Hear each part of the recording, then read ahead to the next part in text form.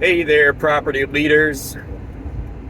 Former United States Army Sergeant Anthony Russell here. I got a good one for you today. So, I had a tenant contact me about a week or so ago about a sink that was backflowing in the basement. So, you know the basin that your washer drains into when it goes into rinse cycle, rinse and spin. It drains into this this sink in the basement, and the drain in the floor that this basin drained into was backflowing. There's water coming back out, like we were, for whatever reason. So I'm thinking, okay, maybe it's clogged. Best case scenario, maybe it's clogged. Worst case scenario, maybe like the floor drain is caved in on itself or something. I don't know. So I call a plumber out there right away. I call a plumber. Just some guy I found. First guy goes out there, says, oh yeah, you need some special venting or whatever. You didn't hook it up right. It needs to be vented correctly. I said, okay. So the guy rips apart what we had on there and installs some other thing, and I think it's good to go. I didn't check it. That was my mistake. I had him doing a bunch of work, so that was just one of the things I had him working on. So the guy ripped out what we had in there and replaced it with something else. And now, a couple days later, the tenant calls me again. Hey, this thing is backflowing even worse now. It's like all over the floor. I'm like, you got to be kidding me. So I call a different plumber and I send them out there. And the second plumber goes out there and says, hey, I can try and snake this thing if you'd like. I said, all right. So he snakes it, and he comes back to me and says, well, it's not clogged. The drain outside, the line going outside the house, needs to be dug up and rebuilt, that it's collapsed in on itself. And I was like, you got to be kidding me.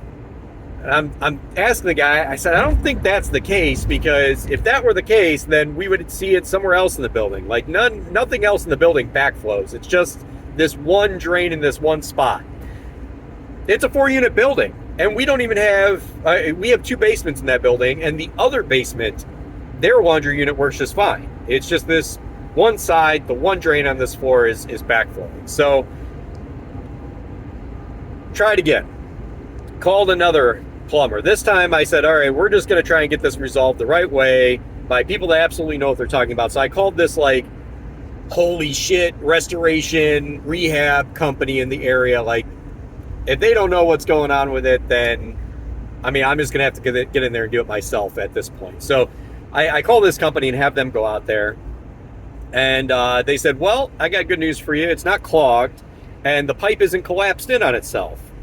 The problem is that the pipe in the floor, the diameter of that pipe is just too narrow for the amount of water that we're trying to pump down there. And because of that, it's backflowing. Now, that makes the most sense to me based on what I've seen.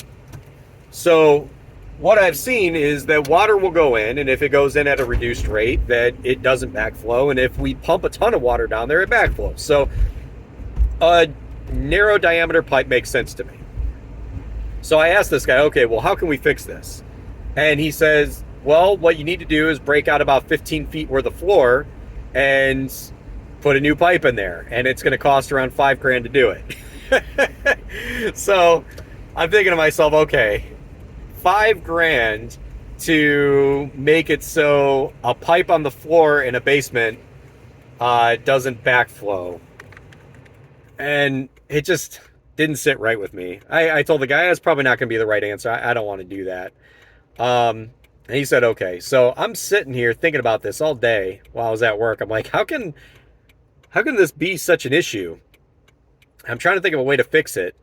And it occurred to me, why can't I just put a reducer on the sink? I mean, it's literally a basin. It's literally meant to hold water. Why can't it just hold a little bit of water and drain a little bit slower? Like, why wouldn't that work? So I went over there today to just like MacGyver something together, just temporarily, just to do like a proof of concept to see if it'll work. And yeah, of course it works. So, um, I don't know. I guess this video is just, I'm really just trying to tell you, don't trust the first contractor that comes out. Don't trust the second. Don't trust the third.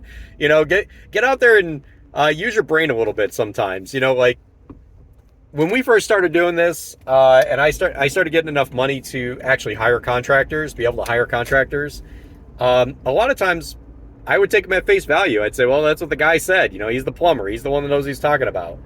I'm just a guy that has a building that wants it fixed. You know, that's probably the worst solution. You need to use your brain. You need to do the common sense check sometimes. Common sense told me that it didn't make sense to spend $5,000 on. I mean, we're talking about a small amount of water. We're talking like a pint of water, maybe getting spilt on the floor. Now, if it was clogged or if it was collapsed in, that's a different story. But in this case, it's just a narrow pipe. It's just a narrow pipe. I'm not going to spend $5,000 to widen a pipe. I just put a flow reducer on there, let the sink fill up. It's not that big of a deal. And the tenants don't care. They're happy that the thing doesn't leak on the floor anymore. That's really what we're trying to solve for here. So make sure you get a second opinion. And if that second opinion doesn't make sense, ask somebody else.